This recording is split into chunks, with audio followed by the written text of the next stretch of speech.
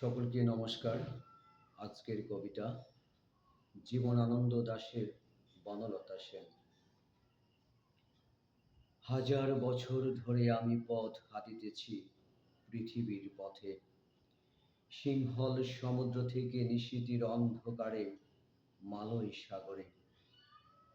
অনেক ঘুরেছি আমি বিম্বিসার অশোকের ধূসর জগতে, সেখানে ছিলাম আমি আরো দূর অন্ধকারে বিদর্ভ নগরে।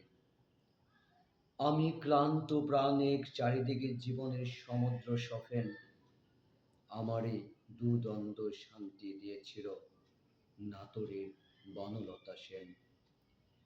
চুল তার কবেকার অন্ধকার বিদিশার নিশা, মুখ তার শ্রাবস্তির কারুকার্য। অতিদূর সমুদ্রের পরে হাল ভেঙেছে নাবিক, হারাইয়াছে দিশা। সবুজ ঘাসের দেশ যখন সে চোখে দেখে দারচিনি দ্বীপের ভিতর, তেমনি দেখেছি তারে অন্ধকারে। বলেছে সে এতদিন কোথায় ছিলেন, পাখির নীড়ের মতো চোখ তুলে নাটোরের বনলতা সেন। সমস্ত দিনের শেষে শিশিরের শব্দের মতন সন্ধ্যা আসে, দানা রৌদ্রের গন্ধ মুছে ফেলে চিল।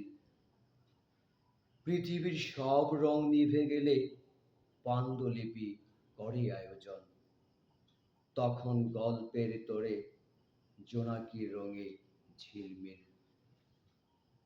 সব পাখি ঘুরে আসে, সব নদী ফুরাইয়ে জীবনের সব লেনদেন।